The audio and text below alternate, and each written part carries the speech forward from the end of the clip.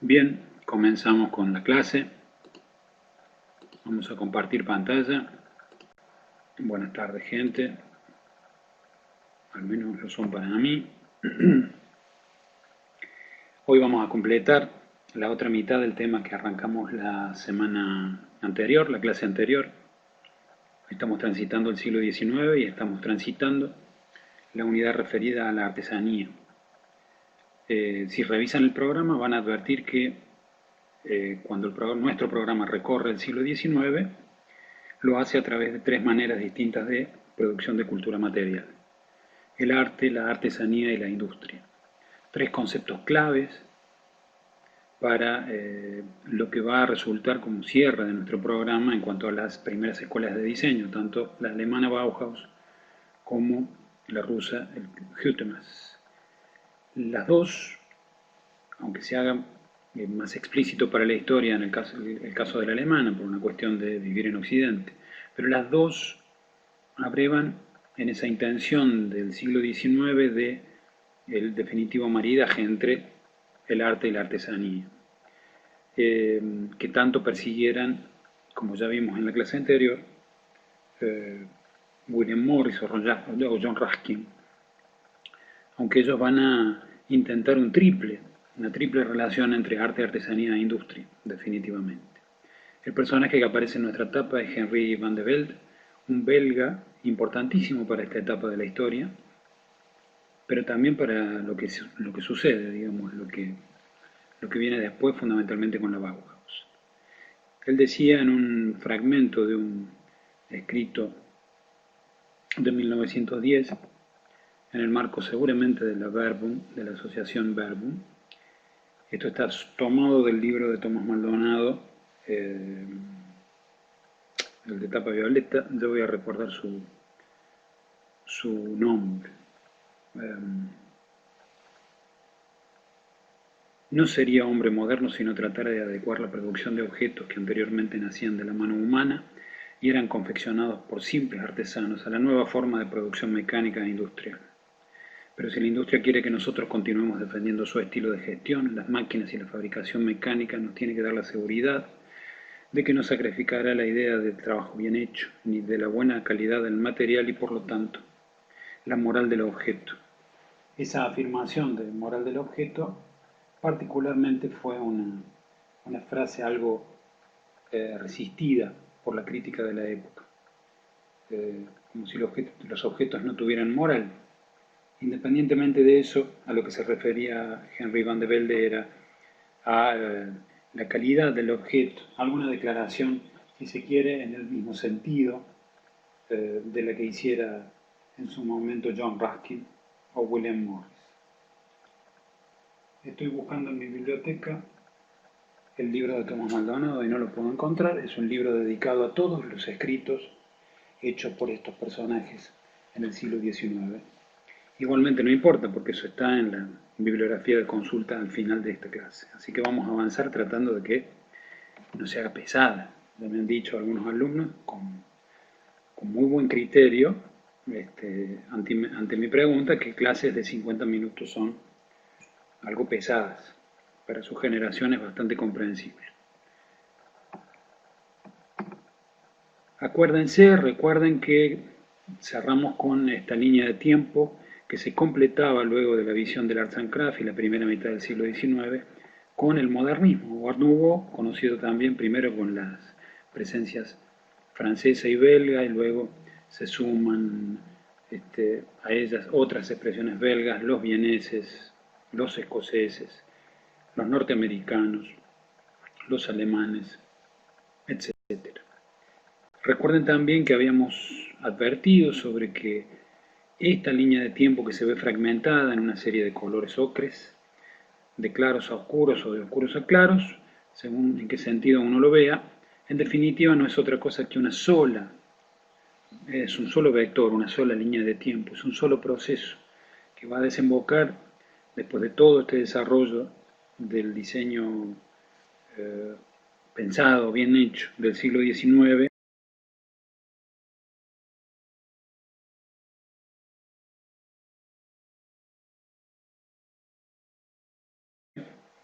eh, en lo que va a ser luego el siglo XX y las escuelas de diseño en las primeras 2 décadas. Fundamentalmente en la tercera es cuando se cristalizan y en las primeras 2 es cuando se van como cocinando. Vamos a ver varios ejemplos tratando de ir rápido de manera de poder analizar líneas generales de cada expresión de esto que fue, como veíamos en la línea anterior, no otra cosa que un paulatino abanico que se abre en la historia desde aquel nexo, desde aquel foco, desde aquel punto focal que fue el Arts and Crafts, que fue creciendo luego de la expresión de Morris y su empresa en Inglaterra, a otros puntos de Inglaterra y la Gran Bretaña, en Escocia y demás, para crecer luego de esa segunda generación hacia una expansión por toda Europa y por todo el mundo en la forma de modernismo, con una aceptación ya de la máquina como auxiliar y al mismo tiempo con una aceptación de que la producción artesanal con ese nivel de calidad solo podía responder a determinada clase social con un poder adquisitivo elevado. Lo que vemos aquí es el taller en Uccle de Henry van de Velde, con el cursor lo vamos a señalar, nos vamos a detener un poquito en esta foto para compararla con una situación que intentaremos compartir con ustedes en el WordPress, si no les recomendamos que traten de ver la película completa, El violín rojo, si les interesa ese tipo de cine, si no, por lo menos los 15 o 10 primeros minutos en donde se muestra a una figura similar a la de Van de Velde, pero en el siglo XVI. Si mal no recuerdo, esa es la fecha en donde se sitúa el origen de ese instrumento, recorriendo todas las mesas de su taller, que aquí están de algún modo también repartidas, mostrando las figuras que evidentemente aquí se manifiestan de alguna manera. Hay personas mucho más alejadas del maestro de taller, que seguramente serán los aprendices más jóvenes. Hay otras personas que están medianamente cerca con sus mesas particulares, y hay una persona en particular que es la que más cerca está del maestro, que seguramente es el oficial a cargo de su taller, que sigue sus directivas y que reemplaza a la figura del dueño del taller o el maestro cuando éste no está. Hay una figura que ordena, que guía todo el proceso y como que se ve acá, comparte sus estudios en planos, y después hay una serie de personajes que en distintas jerarquías van realizando una serie de tareas que tienen que ver con las órdenes. Presten atención particularmente a esta banca, hermosa banca para piano, y a esta silla que se ve aquí en una parte del perfil, que es la silla para la familia Blumenberg. Hermosa silla que es como un caballito de batalla de Van de Velde, porque la ubica en muchos espacios diferentes. Insisto, en esta foto y en la película El violín rojo se ve esa jerarquía piramidal del taller artesanal que en el medioevo comenzó a funcionar de esa manera, aunque replicando muchas formas que se venían trayendo desde tradiciones antiguas, y en el siglo XIX se recupera a partir de las ideas en gran medida, de John Ruskin, luego materializadas por William Morris en gremios artesanales. Si bien ellos nunca dejaron de existir. Algunos ejemplos de la obra de Henry van de Velde, en este caso, primera década del 20, con algunos ejemplos de mobiliario para vivienda. Presten atención a este divisor, a esta mampara hecha en madera, con vidrio esmerilado, y fundamentalmente aquí se ven estas líneas tan orgánicas del modernismo, en este caso belga, que de elementos estructurales van descomponiendo paulatinamente en algún otro tipo de elementos, como puede ser en este caso una luminaria. Aquí el despacho del propio Van de Velde, afines, ahí rayando el cambio de siglo, en donde también esas características se advierten. Que también es un sillón muy común en muchos espacios de los diseñados por él, una luminaria que casi parece desprenderse del techo. Siempre hago la misma relación, pero sirve en estos tiempos que la película está presente en el cable. La primera Jumanji, no la que se ve ahora con este negro grandote, no me acuerdo ahora, y Jack Black, sino la de Robin Williams, en donde parece como que la naturaleza se desprende de las paredes. El Art Nouveau tiene mucho de eso, inspiración natural, y hay mucho elemento que refiere a eso. La calidad de la factura de las piezas puede advertirse en este trabajo de la madera y en el trabajo de la tapicería con tachas. Aquí las pomelas para el ingreso al archivo Nietzsche, un trabajo que se le encargó a Van de Velde para el proyecto de lo que era la sede del Museo Nietzsche, del archivo Nietzsche. En 1903, tomamos un poco de líquido, en donde puede compararse como una expresión modernista de un belga es tan diferente, más geométrica, aunque sí de inspiración natural, que la de otro, en este caso, como Víctor Horta, otro belga que para una gran tienda como el Bazar Anspach, también 1903, recurre a una forma mucho más orgánica, no tan geométrica, para la reproducción de algún tipo de entrazado vegetal del lazado que al mismo tiempo de algún modo recrea la forma de estas plantas, pero sin perder de vista los requerimientos ergonómicos de esta pieza para poder funcionar como una pomela adecuada, como un picaporte. Víctor Horta responde bien a esta figura de diseñador de época de ambientes completos y complejos, en donde todas las piezas y componentes del ambiente son motivo de diseño, como veíamos recién los picaportes o en este caso los interiores de dos hoteles. El hotel en esta época no tiene que ver con una casa de departamentos de alquiler, sino con casas de familia. Quedó esa denominación en virtud de que en muchas ciudades las viviendas de familias adineradas en tiempos de crisis pasaron a ser viviendas de crisis importantes, pasaron a ser viviendas de alquiler para muchas personas, por tener varias habitaciones.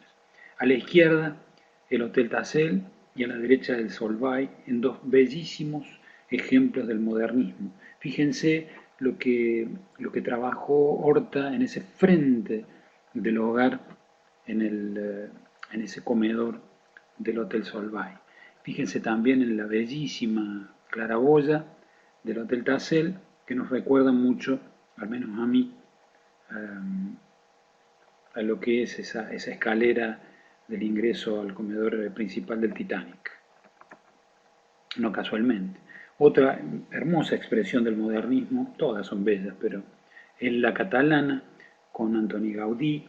En este caso, entre 1906 y 1910, él proyecta y construye la casa para la familia Milá.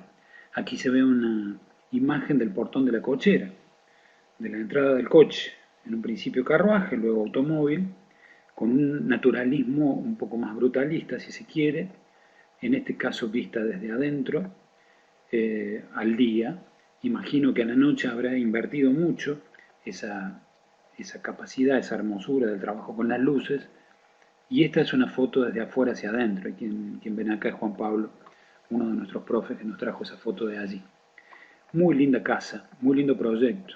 Otros, como el de Batló, en realidad ponemos esta silla porque responde a algunas casas diferentes. Gaudí tenía esa manera de trabajar la madera para el mobiliario que hacía dar la impresión de ser verdaderos seres vivos que han sido como despellejados en este caso. Queda la osamenta a la vista. Tiene como una belleza muy brutal. Batló es una casa como todas las del modernismo, ya lo vimos con Horta recién, con interiores trabajados desde el uso de la luz. Eso es muy inspirado en el gótico, particularmente ese uso de la luz a través del vidrio coloreado. Fíjense en este interior del que lamentablemente tenemos una foto en blanco y negro, aunque hoy podría colorearse perfectamente con el uso de computadoras, y recrear esta situación, que esta fotografía es original de época. Fíjense cómo el techo de la vivienda también responde a esa organicidad, casi como que da la impresión de ser el interior del paladar, la garganta de un monstruo. Esto es la casa de Gaudí, con un bellísimo dressoir, que sería este gran mueble espejo a donde uno siempre se ubica antes de salir de la casa. Tanto sea los caballeros como las damas, para revisar su atuendo, su maquillaje, y de allí partir a alguna ceremonia, alguna fiesta. Un busto del propio autor del proyecto y un sillón muy clásico de la obra de Gaudí. Este es el barandal del Parque Güell, parque que, como aprendíamos de nuestro profe Juan Pablo hace unos días, seguimos tomando líquido. Este fue en verdad un proyecto de barrio cerrado, para la época, no tan raro, pero sí da la pauta de que los barrios cerrados no son un invento actual, digamos. Los guetos o las separaciones sociales, hasta físicas, son una cosa bastante más vieja. Este es el barandal del parque, que está representando de algún modo, está recreando este palmar, con bellísimo trabajo de herrería. Otros catalanes haciendo mobiliario, en este caso con una inspiración mucho más oriental.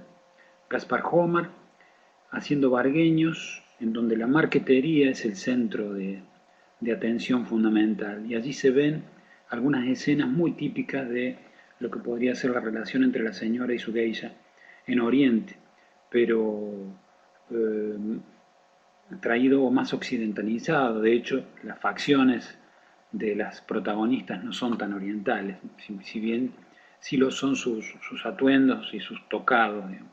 Trabajo de madera de frutales, con nácar y con algunas aplicaciones en metales o piedras preciosas. Ese es el típico trabajo.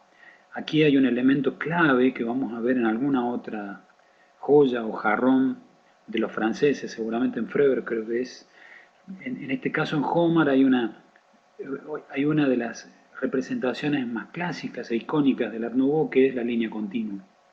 Aquí en este caso, en esta ronda de estas niñas bailando, en este bello vargueño. Hablábamos de expresión francesa, y con los alumnos de Juan Pablo ayer en el taller hablábamos de eh, el modernismo y la obra pública. Quizás el único punto en donde el modernismo hace que el buen diseño, según el objetivo de William Morris, de la segunda generación y de los propios modernistas, de llevar el mejor diseño posible a la mayor cantidad de gente, se cumpla en la obra pública. Héctor Guimard va a ser quien proyecte todo el accesorio, mobiliario y barandal, cartelería, entrada a los túneles de el Metropolitán de París, el subterráneo. Exactamente en 1900, contemporáneo, o digamos, al mismo tiempo que lo que vimos fue una de las exposiciones más importantes de París, recuerden, donde se presenta la primera escalera mecánica pública de la empresa Otis, que había presentado sus ascensores en la Tour Eiffel en 1889. Un trabajo con el hierro y el vidrio, que son materiales bastante usados y clásicos. Un trabajo con la tipografía muy particular y con los herrajes, en este caso de manera seriada, de modo de poder construir las entradas al metro. Todas las luminarias y el barandal tienen exactamente el mismo diseño para todas las entradas en los distintos puntos de París. Los mapas y la luminaria o la protección para las luminarias tienen verdaderamente una configuración muy orgánica, y hacen recordar, ustedes son chicos, pero quizás hayan podido acceder a la vista de una de las primeras versiones de la Guerra de los Mundos en cine, y se parece mucho a esa iconografía que se trabajó en la película sobre las naves extraterrestres. Bellas fotos también de Juan Pablo, y algunas son de Ligüen Sambonet, una querida cripta diseñadora industrial, pasó por nuestra cátedra. Joyas francesas, en este caso de René Lalique, uno de los joyeros más importantes del modernismo en Francia, y Henri Solier, siempre reproduciendo figuras que casi en el 90% tenían que ver o con la mujer o con libélulas, a veces, como en este caso un vampirito, un pequeño murciélago hecho para Sarah Bernhardt por Henri Solier, un reloj y en este caso un colgante donde se ven libélulas. Si han visto Titanic, eh, podrán reconocer algunas de las piezas que Rose usa para tomar sus batas, que también son bien modernistas. También acá de Lalique, pero de Frère, como les decíamos recién, recuerden la línea continua de brazos en esa ronda de niñas, en la marquetería de ese bargueño. Aquí se reproducen en este bellísimo jarrón de cristal de Don Frère. Y aquí René Lalique con un bello jarro, un bello florero, quizás sea mejor como definición, y este escarabajo que de algún modo también está representando alguna de la iconografía clásica del modernismo francés. Aquí una expresión modernista que empieza a diferir de esa organicidad tan presente en Bélgica, en Francia, en Cataluña, que es el modernismo escocés, lo que se llamó o se llama como clasificación Escuela de Glasgow. Lamentablemente hace poco hubo un incendio importante en este edificio clásico, proyectado entre 1897 y 1909 por este cuarteto tan importante para la historia del diseño, aunque haya sido mucho más reconocido el nombre de Charles Rennie Mackintosh. Charles Rennie Mackintosh era el marido de Margaret MacDonald, hermana de Frances MacDonald, que estaba casada con McNair. Esos 4 diseñadores van a abordar una serie de proyectos, quizás el más reconocido sea este, el de la Escuela de Glasgow. Aquí en la entrada, con una tipografía, al igual que lo que veíamos con la entrada del Metropolitano en París, aquí también el manejo de la tipografía en el modernismo escocés va a ser muy particular, digamos, con un diseño tipográfico verdaderamente especial. Se transformó en icónico, ya es muy identificable y difícilmente copiable, aunque sea utilizado. Héctor Guimard hablábamos recién y no me salía el nombre. Bien, aquí el interior de la biblioteca de la Escuela de Glasgow.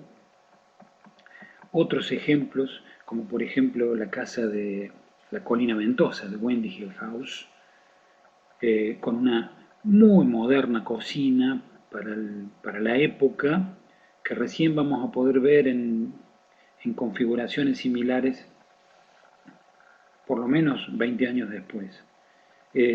Algunos detalles de lo que tiene que ver la carpintería, alguna protección y algún elemento también de solidaridad entre piezas de la carpintería que permitan que se abran como en tándem, cosa que también fue observada por Walter Gropius seguro, por lo que fue su resolución de algunas ventanas en el edificio de la Bauhaus. Yo esto lo digo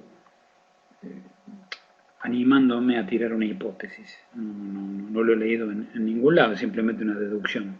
Y aquí una veleta, un bello ejemplo de veleta. El comedor de la casa, en donde se ven algunas piezas que son las clásicas de Mackintosh. Siempre señalamos que esta silla, por ejemplo, si mal no recuerdo, o es un modelo muy parecido, porque tiene algunos bastante emparentados, es la que utilizó Gustavo Cerati en los 11 episodios sinfónicos, cuando tiene como un atuendo muy de principito. Otro ejemplo interesante es la casa de té del duende, donde hubo diseños específicos, fundamentalmente en las puertas, pero en las sillas, que son muy reconocidas, se trabajó mucho más con el blanco acá, que no era un color tan común para los mobiliarios de Macintosh. Los dibujos son de él, aquí en un detalle en corte y en una perspectiva interior, en un corte fugado, donde se advierten todos los elementos del interior y con una importante obsesión, ¿no?, en cuanto a la construcción de esos espacios, que hay que ver cómo se mantenían. No mostramos de Macintosh, pero sí recomendamos que vean su propia casa, que es The Hill House, la casa de la colina,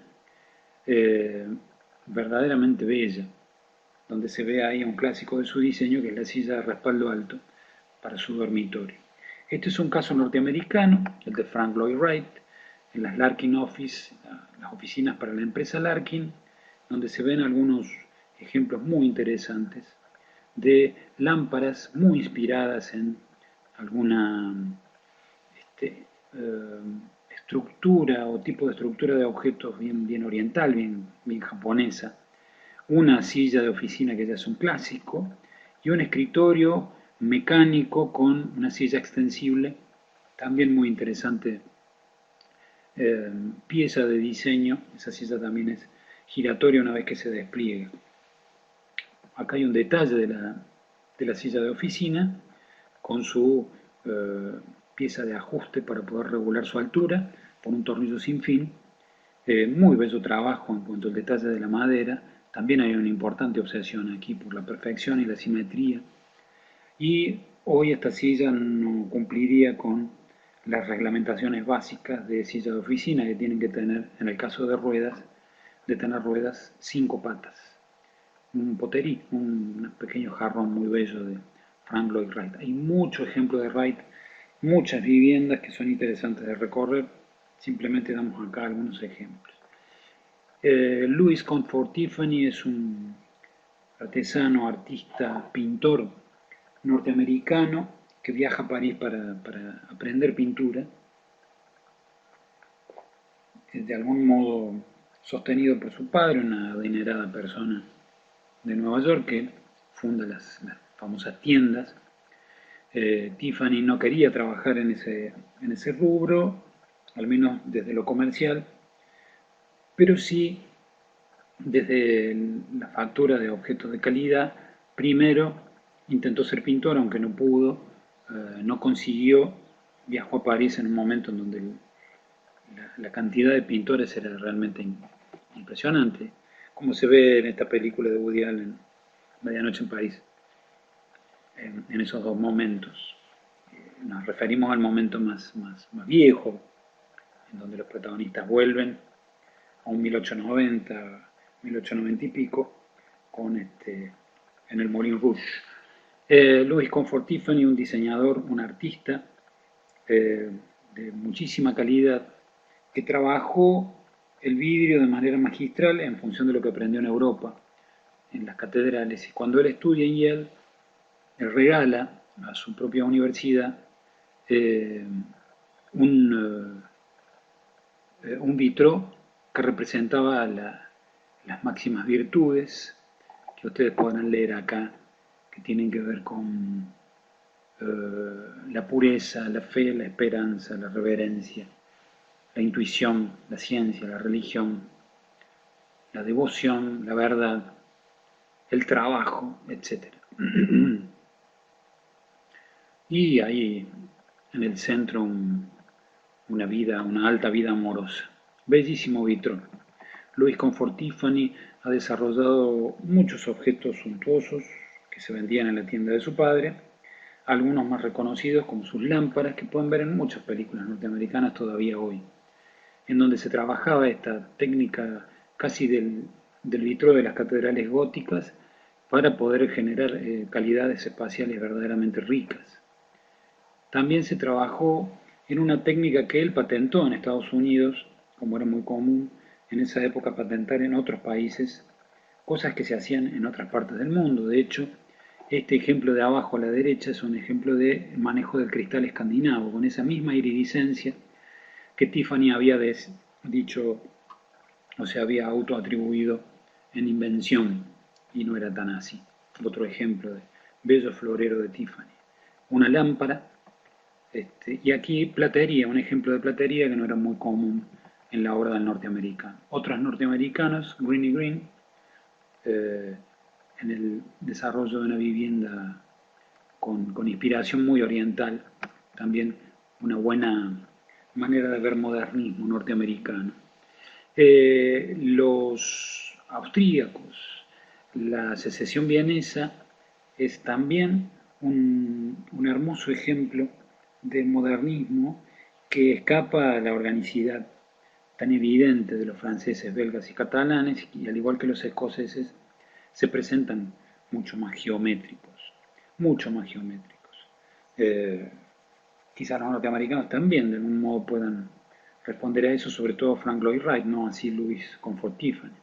En este caso Joseph Hoffman, en un bellísimo florero, que era parte de este ambiente que alguno podrá ver con cierta reminiscencia nazi, es al revés. Alfred Speed, el arquitecto de Hitler, tenía como cierta admiración por la expresión vienesa del modernismo y en algunos interiores de algunas salas del búnker de Hitler se pueden ver algunas estéticas muy similares. Aquí hay varios personajes, bueno, por lo menos dos, no solo está Joseph Hoffman, sino también Gustav Klimt, un pintor de la época muy significativo, que era amigo y era parte de toda esta cofradía llamada secesión vienesa o separación vienesa. En este caso un sillón de Koloman Moser, gran diseñador austríaco, trabajando con madera de frutal, que se advierte en la bellísima veta, y está trabajando un tipo de marquetería que simula a la tapicería de cuero con tachas. Hermosísimo sillón de Koloman Moser. Un ejemplo también muy interesante de recorrer es el de Otto Wagner. Vamos a ver dos obras aquí en Austria y después vamos a ver una en Alemania.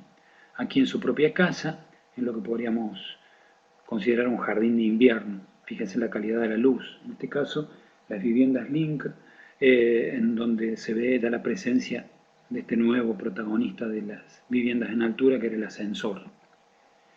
Lindo ejemplo del diseño modernista de Viena, el cabaret Fledermaus, que es vampiro o murciélago en alemán, obra de justamente Joseph Hoffman y Koloman Moser, una silla clásica de Hoffman, que es esta blanca, con la tapicería y estas pequeñas bolitas que se ven acá, debajo de los posabrazos o en el vínculo entre el posabrazo y el respaldo.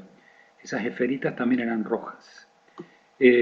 Mucha riqueza de colores en lo que era la mayólica o lo que sería el tratamiento de la pared.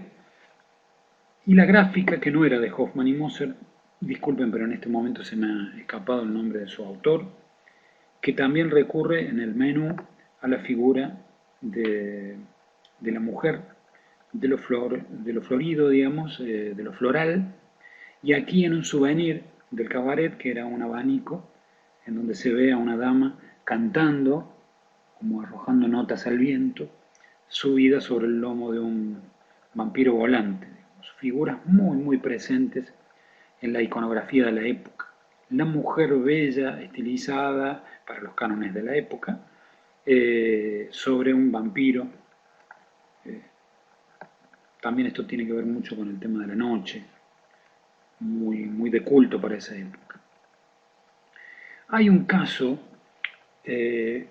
riquísimo de analizar, que es la colonia Darmstadt. La colonia Darmstadt la funda este señor, el gran duque Ernesto Luis de Hessen y del Rin, en 1901. Él quiere, a modo de lo que eran los gremios medievales, lo que fue el proyecto de Morris y algunos otros sucedáneos, fundar una colonia de diseñadores, una especie de barrio de diseñadores, de barrio de casas hechas con la mejor calidad, las mejores plumas o los mejores lápices de la época, eh, para algunas familias y para las familias de los propios diseñadores. Hay muchos ejemplos muy interesantes. Cuando se inauguró, este fue el, el afiche de la exposición abierta en Colonia, en la colonia, perdón, de Darmstadt, y aquí, entre mayo y octubre de 1901, estuvieran abiertas las viviendas para que se pudieran visitar. Algunos ejemplos: volvemos a ver a Olbrich, que lo vimos en la Secesión vienesa, en este caso para lo que fue la vivienda Glucker, de la casa de la familia Glucker. Fíjense en la arquería y el trabajo de todo el mobiliario y algunos elementos en particular. Esto no sé, que podría ser algún tipo de cofre especial, pero hay una parte especial de la casa que es la puerta de ingreso, que nos remite a alguna iconografía de película que hemos visto no hace mucho, que recupera a partir de una de las razas escritas por Tolkien, los elfos, un tipo de arte o de expresión muy particular. Bueno, los elfos se inspiran en el modernismo, o mejor dicho, Tolkien, para recrear ese mundo tan especial, tan bello, que era el de esa especie en particular, esa raza. Behrens, gran protagonista de nuestro programa de materia, particularmente a partir de ahora, el recién casado se construye su casa en la colonia Darmstadt y, como buen diseñador de la época, diseña absolutamente todo, desde el picaporte de la puerta hasta la vivienda, pasando por todo lo que era la vajilla, en este caso sobre la izquierda, y aquí sobre la derecha un bello sillón hecho en madera de álamo laqueado en blanco. Si se fijan bien, este sillón tiene evidentes reminiscencias de la silla Blumenberg de Henry van de Velde, aquel que le mencionáramos al principio de la clase. Algunas lámparas para la casa también, en donde se ve una expresión muy gótica, muy gótica, que luego Behrens va a ir perdiendo progresivamente para ganar una expresión mucho más geométrica para lo que eran sus producciones o sus diseños de objetos para ser producidos en la industria, particularmente electrodomésticos para la AEG. El comedor de la casa, fíjense, hasta el trabajo del cielo raso, de las luminarias, aquí presentes las sillas y los sillones que yo recién les señalaba, algunos armarios, mucho juego con la luz, verdaderamente rico. Y cerramos esta clase con algunas cosas hechas en Argentina en la época, muy poquitas, pero que tienen que ver con la celebración del centenario. Fíjense cómo para el centenario de nuestra revolución se recurrió a artesanos, en este caso alemanes, para algunas porcelanas que tenían que ver con souvenirs. Tiene mucha estética de lo que era la porcelana isabelina, muy difundida en Europa durante el siglo XIX, y aquí en Argentina todavía con presencia a partir de este tipo de objetos, con la figura de San Martín y el escudo, para la celebración del centenario. Algunas cucharas de antimonio dorado, también con representaciones históricas que de algún modo van mostrando nuestra propia memoria como país. Quizás la única de todas que de algún modo tiene alguna mínima expresión modernista sea esta cuchara de abajo con ese mango, en donde empieza a jugarse con algunas asimetrías y alguna organicidad que no representa literalmente a algunas plantas o seres vivos, pero sí empieza a jugar con esas formas de manera de ir evolucionando, digamos, en su modo de expresión, más allá de lo típico y tradicional que podía representar esto otro de acá arriba.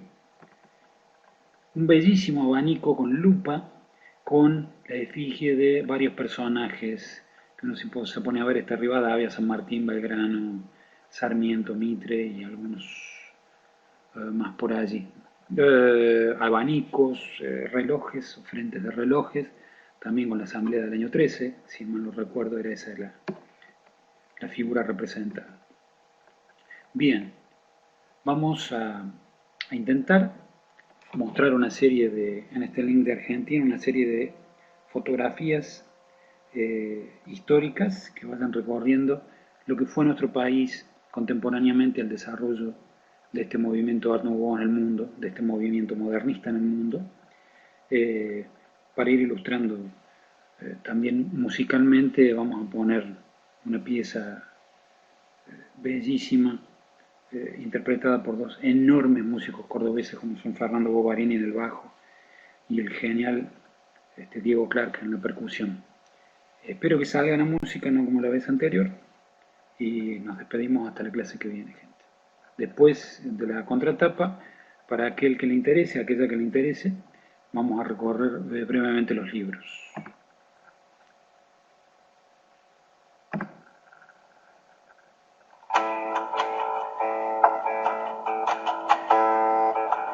Por las dudas nos surja la música como acompañante, si bien está de fondo. Las carretas eran un protagonista del siglo XIX. Vendedores ambulantes, recordarán de la primaria, es decir.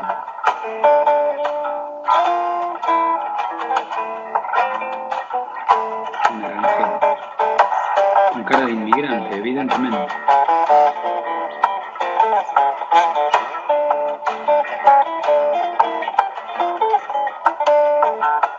Una familia porteña, muy ubicada para la foto, alguna viuda por ahí, vestida de negro en el medio. El hotel de inmigrantes. Y cómo el puerto de Buenos Aires funcionaba, las carretas se acercaban a los barcos metiéndose al río.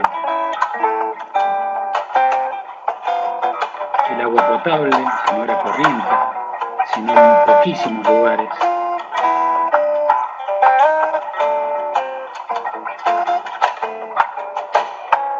El mercado del centro, el mercado central en Buenos Aires, con un guardia, un policía ahí en la puerta. Bellísimo lugar. Aquí en nuestra Córdoba, la línea de tranvías que viajaba a San Vicente, en el sureste de la ciudad.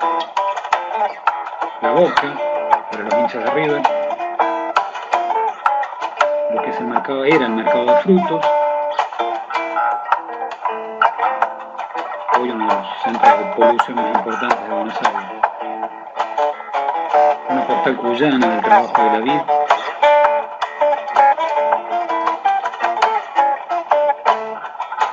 Originarios del norte. En 1900 todavía resistiendo.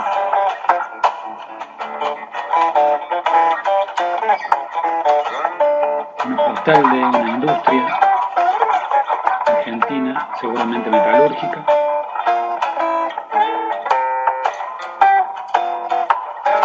Una olla popular.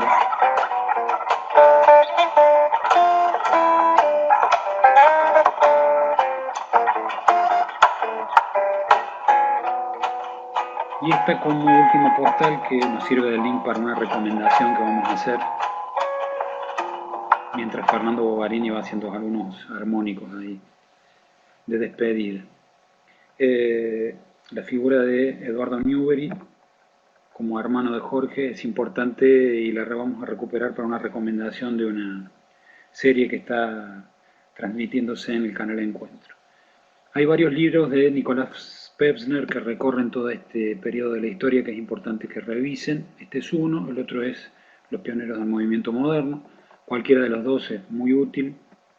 Estos son libros que se consiguen solo en las compraventas, así que tienen alguna circulación, son de difícil consulta porque tienen poco dato y hay que contrastarlo con alguna otra bibliografía. Buen libro que trataremos de que Biblioteca escanee en estos días como para poder contar con él, que es la breve historia del mueble o la historia dibujada del mueble. Pero yo les estoy mostrando acá lo que he consultado para la clase, por ahí alguno lo tiene en su casa, aunque sea algún ejemplar, y puede consultarlo o inclusive compartir algunas páginas con algún amigo, alguna amiga, algún compañero. Una hermosa colección de fotografía argentina en la historia, y esto que son fotografías para el tiempo de fines del siglo XIX, y esto que fue lo que consultamos, como ya vimos para la clase anterior, en cuanto a la producción artesanal en Argentina. Hay un libro que está en el WordPress, que es mi libro y que tiene que ver con la recomendación de un capítulo en particular, que es la del siglo XIX, Técnica y Cultura, Kunst und Kultur, que no me acordaba, a partir de la lectura en alemán, que era Kunst y es técnica, de Tomás Maldonado. De ahí están sacadas algunas expresiones de Henry van de Velde, y el clásico libro de modernismo de Editorial Tasken, que es el Sennbach. La música, como ya vimos, en ese momento trío y octeto de Horacio Burgos, con dos enormes músicos cordobeses.